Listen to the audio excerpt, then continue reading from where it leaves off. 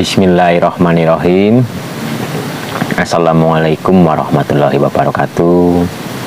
Rahayu, rahayu, rahayu. Bagaimana kabar Anda hari ini? Semoga saya dan Anda selalu dalam lindungan Allah Subhanahu wa Ta'ala, dan semoga kita diberi rizki yang berlimpah dan barokah. Amin. Kali ini saya mencoba untuk membahas tentang pepatah Jawa atau sanepan Jawa.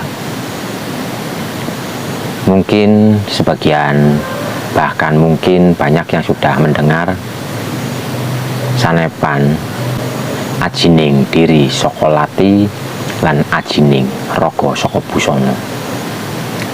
Kali ini saya akan mengupas sedikit tentang ajining diri sokolati dan ajining diri soko busono. Karena dalam satu kata bisa diartikan banyak versi. Dari mana sudut pandang kita melihatnya?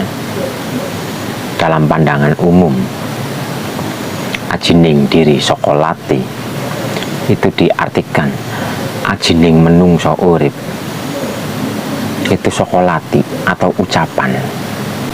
Jadi menjaga perkataan atau berkata yang baik-baik itu secara umum. Tapi kali ini yang dibahas adalah secara khusus, karena sejatining ajining diri sokolati itu bukan hanya di ucapan bibir, tapi masuk ke dalam diri. Ajining diri sokolati, karena dalam hati pun ada indera-indera yang untuk melihat kebenaran sejati. Diri di sini ada diri secara raga dan ada diri secara energi atau jiwa. Kali ini yang akan dibahas adalah energi secara jiwa. Ajining diri sokolati itu adalah ucapan sing ono nang jero ati, swara sing ono nang jero ati. Siapa yang bisa menangkap ucapan yang ada di dalam hati, suara yang ada di dalam hati, maka orang tersebut telah aji. Aji diumpamakan intan, atau sudah berharga, atau sudah mempunyai jati diri. Jati diri ini menungso kue ono nang suara, tapi bukan sekedar suara ini, karena suara ini bisa menipu.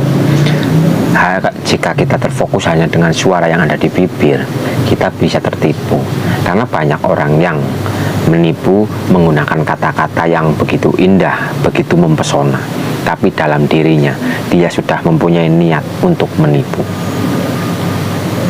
Jika kita masuk ke dalam diri, swara sinang jero ati itu tidak akan pernah menipu. Suara yang ada dalam hati itu adalah kebenaran. Yang dimaksud ajining diri sokolati itu adalah ajining menungso urip itu soko perkataan hatinya sendiri. Karena perkataan hati itu berasal dari Gusti Allah yang berbicara, ditangkap oleh hati, hati menyalurkan ke pikiran, ke akal, dan akal akan menyalurkan ke seluruh organ, dan jadilah ucapan yang ada di bibir. Suara dalam hati sampai ke bibir melalui proses yang begitu panjang, proses energi, proses saraf-saraf dan sebagainya, itu begitu panjang. Swara sejati ora bakal menipu. Makanya ono pepatah, ikutilah kata hati, karena kata hati itu berasal dari Gusti. Semua kata hati itu berasal dari Allah. Tapi bedakan antara kata hati dan bisikan. Kata hati sejati itu tidak bersuara, tidak berhuruf, tidak berwujud. Suara tanpa rupa, suara tanpa suara. Jika hati kita masih ada suara, bisikan-bisikan yang berupa suara, itu sejatinya bukan kata hati. Karena kata hati itu tanpa rupa lan tanpa swara, tapi kita paham dengan apa yang diucapkan, kita paham. Jadi kita harus belajar untuk membersihkan batin kita, karena suara itu bisa kita tangkap, bisa terdengar oleh telinga dalam hati kita itu dengan kebersihan hati. Jika hati kita masih kotor, mustahil kita bisa mendengarkan suara sing ana nang jero dodo. Jadi yang dimaksud ajining diri saka lati itu adalah ajining diri atau harga diri seorang manusia itu berada di dalam swara sing tanpa rupa, swara sing tanpa swara sing ana nang jero dodo. Itulah suara sejati, karena itu adalah suaranya Gusti yang ditangkap oleh hati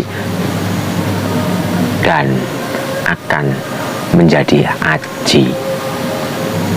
ajining diri saka lati, ajining raga saka busana.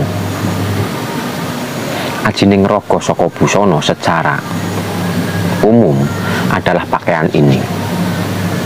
Jika pakaiannya baik, bersih, wangi, maka dia berharga atau diajeni.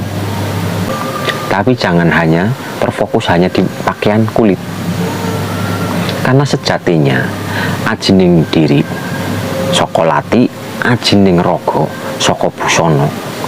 Raga kita itu ada dua, raga secara fisik dan raga secara energi atau ruh dan jiwa.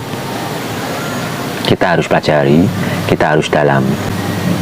Ajining raga saka busana itu adalah ajinya jiwa kita, karena pakaian kita. Dan pakaian di sini yang dimaksud itu adalah laku atau tingkah laku kita. Ajining raga saka busana itu adalah laku kita. Kita selalu berbuat baik, kita selalu berbuat manfaat, kita jangan sampai menyakiti orang lain, kita jangan sampai membohongi orang lain dan sebagainya. Maka jiwa kita pun, raga yang ada di dalam itu pun tertutupi oleh baju kesucian, karena kita selalu berbuat kebaikan. Dadi ajining diri saka lati lan ajining raga saka busana, sebenarnya semua itu ada di dalam diri kita sendiri. Ajining diri saka lati, ajining jiwa saka swara sing kuwasa, yaitu suara yang tanpa rupa dan tanpa suara. Mungkin hal seperti ini susah dijabarkan, karena hanya pelaku saja yang dapat merasakan, karena ini adalah ilmu rasa. Cara Islami ini adalah hakikat. Ajining raga saka busana sebenarnya itu adalah pakaian jiwa kita. Pakaian jiwa. Jiwa itu mempunyai pakaian, yaitu pakaian yang berupa pakaian keburukan atau pakaian kebaikan. Jika kita hidup selalu berbuat kejelekan, maka jiwa kita akan tertutupi oleh energi atau pakaian kejelekan pula. Tapi jika jiwa kita selalu menyuruh raga ini, selalu berbuat kebaikan, selalu bermanfaat kepada orang lain, maka jiwa kita ini akan berpakaian dengan energi atau pakaian yang positif atau pakaian yang baik-baik. Dalam agama manapun, kepercayaan apapun, pasti diajarkan untuk selalu bermanfaat untuk orang lain dan untuk selalu berbuat baik kepada orang lain. Karena itu untuk pakaian jiwa kita.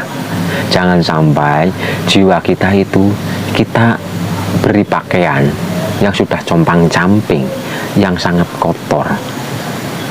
Karena setiap kita melakukan kemaksiatan, kita berbuat kejelekan, maka jiwa kita itu akan tertutupi oleh pakaian-pakaian dari laku kita sendiri. Sejatinya ajining diri saka lati itu ada di dalam diri kita sendiri, lan ajining raga saka busana itu pun ada di dalam diri kita sendiri. Jangan hanya melihat kulit, kita kupas kulitnya, kita cari isinya, kita cari intisarinya. Karena ajaran Jawa itu menggunakan bahasa-bahasa sanepan, menggunakan bahasa perumpamaan, menggunakan simbol-simbol. Jangan hanya dimakan mentah, tapi kita harus mengupasnya dan kita gali isinya. Apa maksud dari sanepan-sanepan tersebut? Bisa dipahami. Jadi seperti itu. Semoga bermanfaat untuk semuanya. Mari kita luaskan sudut pandang kita luaskan pemahaman kita, dan kita sadarkan hati kita kepada Sang Maha.